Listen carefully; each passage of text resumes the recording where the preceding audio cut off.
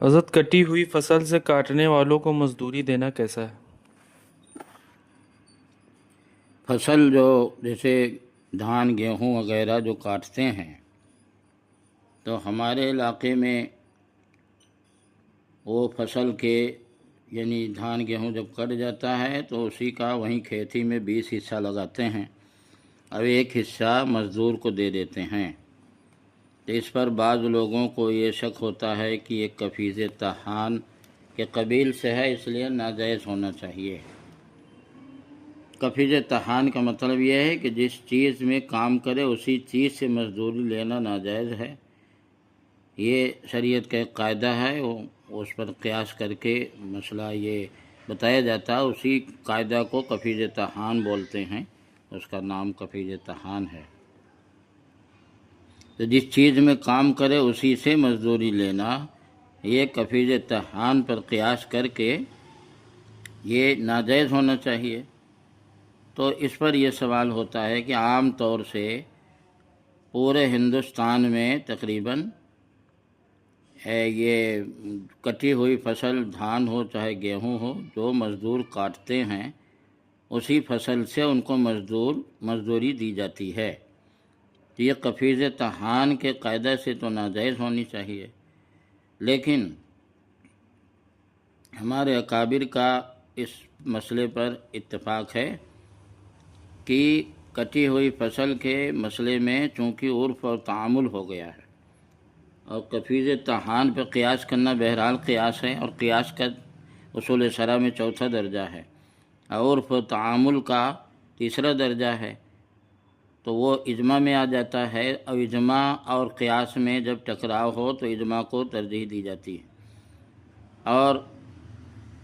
ہم دیکھتے ہیں کہ پورے ہندوستان بلکہ پورے بر صغیر میں یہی رواج ہے اکثر و بیشتر کہ کٹی ہوئی فصل سے ہی مزدوری دیتے ہیں، اور عوام و خواص سب اس کو جائز سمجھ کر دیتے ہیں، اور تعامل اور عرف کا یہی مطلب ہوتا ہے۔ لہٰذا ہمارے اکابر کا اس پر اجماع ہے کہ کٹی ہوئی فصل سے مزدوری دینا کاٹنے والوں کو جائز ہے، یعنی گیہوں اگر کاٹیں اسی میں سے گیہوں دے دیں، 20 حصہ 15 حصہ جو بھی طے ہو اسی میں سے دینا، چونکہ اس میں تعامل اور عرف ہے لہذا جائز ہے۔ ہاں اگر کہیں پر مان لیجئے عرف اور تعامل نہیں ہے تو وہاں پھر کفیز طحان کا قاعدہ جاری ہوگا اور قیاس کی وجہ سے ناجائز رہے گا۔ تو اور جہاں پر عرف و رواج ہے، اور جیسا کہ ادھر ہمارے ہندوستان میں وغیرہ میں عام طور سے یہی ہے، تو اس میں جو ہے تو عرف اور تعامل کی وجہ سے اس کو جائز رکھا گیا ہے۔ اعلیٰ حضرت امام اہل سنت علیہ رحمہ فرماتے ہیں، علماء کرام جیسے عرف عام کو فرماتے ہیں کہ قیاس پر قاضی ہے، یعنی قیاس پر فیصلہ کرنے والا ہے، قیاس پر راجح ہے، ترجیح دی جائے گی، اور نص اس سے متروک نہ ہوگا، مخصوص ہو سکتا ہے۔ وہ یہی عرف حادث شائع ہے کہ بلاد کثیرہ میں بکثرت رائج ہو۔ فتاوی رضویہ قدیم جلد نمبر 8 صفحہ نمبر 214۔ ہاں جہاں پر عرف و رواج نہ ہو، اگر مان لیجیے کہیں پر رواج نہیں ہے تو اس میں قیاس کفیز طحان کے قاعدہ پر، کفیز طحان کا مطلب میں نے بتا دیا کہ جس چیز میں کام کرے اسی میں سے مزدوری لینا، تو کفیز طحان کی وجہ سے تو ناجائز رہے گا۔ اب یہ کہ جو ہے تو جہاں رواج نہ ہو وہاں جائز کی کیا صورت ہے؟ تو وہاں پر جائز کی صورت یہ ہوگی کہ جہاں پر عرف اور رواج نہ ہو تو وہاں پر پہلے طے کر لیں کہ بھائی میں جو ہے تو مثلاً 1 بیگھہ کھیت میں آپ لوگ کاٹیں گے تو ہم آپ لوگوں کو 1 من گیہوں یا 2 من گیہوں جو بھی طے ہو جائے دیں گے، اور اس کے بعد پھر وہ لوگ کاٹیں، اور کاٹنے کے بعد مزدوروں کو 1 من گیہوں جو کاٹے ہیں اسی میں سے دے دیں یا دوسرے کھیت سے دے دیں، دونوں جائز ہے، مگر طے کرتے وقت یہ نہ کہیں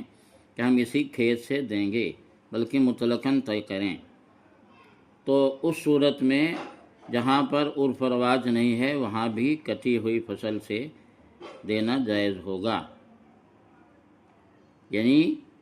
اسی کھیت کی پیداوار سے اجرت دینے کی شرط نہ لگائے، بلکہ مطلقاً کہیں کہ اتنا گیہوں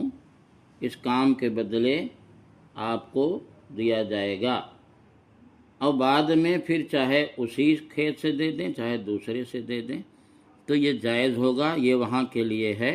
جہاں پر عرف اور رواج نہ ہو، لیکن جہاں عرف و رواج ہو اس کا حکم میں نے بتا دیا۔ ہاں، یہ جہاں عرف و رواج نہ ہو تو اس کا حیلہ ہے کہ مطلقاً طے کریں اور جس کھیت کی کٹائی ہے اسی کا نام نہ لیں،